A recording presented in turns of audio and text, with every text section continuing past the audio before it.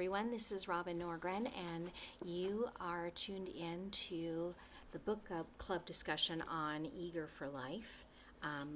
It's the life and study of St. Francis of Assisi, but also St. Clare. But the main focus is on what mysticism looked like in the early church. Father Richard Rohr created this book, and I have found it to be quite helpful in reimagining and opening up the conversation again for how mysticism can be seen in the American church or in the Western church in general. So if you've been following along with me, this is day 4 of the book study, and what I'm doing is I am reading the book, but you also can read along on your own. You can do this with a group or with a group of students or with your community, your church, or just some people you want to get together and discuss a very thought-provoking book. And then what I do is I offer a PDF of the discussion questions that you can find a link down below in the show notes or also on my website over at www.deeplyrooted.us. So let's get started. Today we are focusing on pages 15 through 17, and the topic is a mysticism for daily life. So Franciscan mysticism is indeed mysticism, but it is especially poised and prepared to lead people not just to inner experience, but to the possibility of daily and regular experience in the depth and beauty of the ordinary, especially because it incorporates the seeming negative and moves our life to its hard edges. So because it incorporates the seeming negative and moves our lives to its dark edges, thus making things like failure, tragedy, and suffering the quickest doorways to the encounter of God. All can now enter if they are honest about their poverty. There is nothing that God cannot and will not use to bring us to divine union, even sin, felix culpa. There is the full glory, effectiveness, and universality of the gospel in its simple and clear splendor. In short, Francis democratizes the whole spiritual journey and lets us know that it is available outside of monasteries, celibacy, moralism, false asceticism, which has not always been obvious in most Christian or non-Christian spiritualities. This is surely why G.K. Chesterton called Francis the world's one quite sincere democrat. If Christ is the first idea in the mind of God, as John Duns Scotus teaches, if the Christ mystery is revealed already in the Big Bang, then grace is inherent to creation from the beginning and not a later add-on, or a dole-out to the worthy or the unchurched, or a prize for the perfect. This completely rearranges the spiritual universe most of us were educated into, where grace was an add-on, an occasional filling of the gaps, a churchy thing, a prize for the perfect, and even then, only now and then. Page 16. Did you ever notice in the Gospels that even after 2 appearances of the risen Christ, the apostles return to their old job of fishing?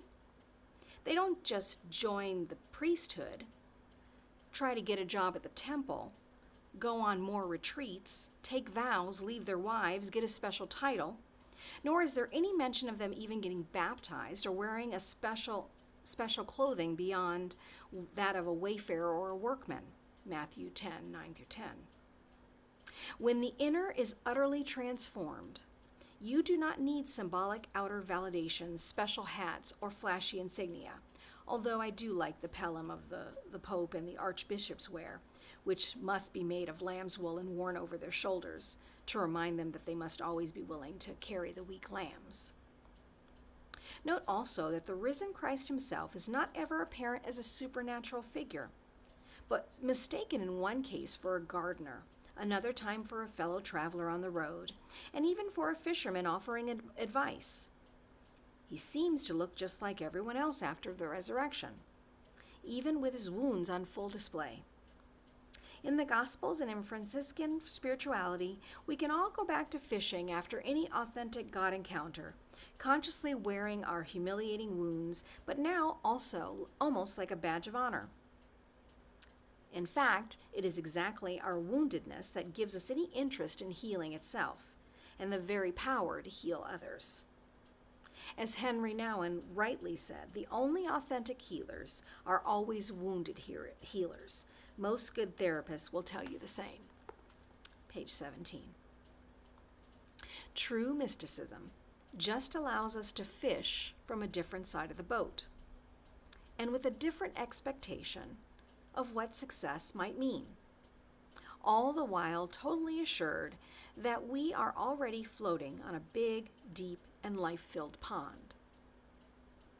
The mystical heart knows that there is a fellow fisherman nearby who is always available for good advice.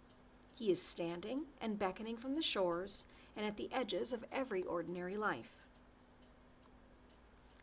Every unreligious moment, every secular occupation, and he is still talking to working men and women who, like the first disciples, were not important, influential, especially holy, trained in theology, or even educated. This is the mystical doorway for all things Franciscan, which is not narrow, but wide and welcoming. But let's also name, as Jesus honestly does, a necessary narrowing of that doorway too, our inherent and common resistance to suffering. Luke 13:2. Yes, it is an open door, but the parameters for walking through is also clear. Both Jesus and Francis had to make necessary suffering clear, because they knew that everything within us would avoid the cross of transformation. It becomes for both of them the royal road to understanding spiritual things, and this message utterly levels the playing field of spirituality, because all humans in fact suffer in one way or another. That we have in common. We're going to start to talk about that more in later chapters. All right, so what I've done now is I've taken those few pages, which has a lot to unpack, and I've put together a PDF that lists the following questions as starting points for your discussion. Number 1, how do you personally define poverty? Number 2, what does it mean to view grace as a prize? And number 3, what wounds do you now carry as a badge of honor? Which circumstances are in your life today as necessary sufferings? I hope you appreciate just having this time to come together and really flesh out this understanding of what it is that we believe. And maybe you're one that doesn't particularly believe anything in as dogmatic as maybe the traditional church does, and that's okay, because this is an opportunity to take that cynicism, take that skepticism, and have a conversation with what it means to really experience a life of grace.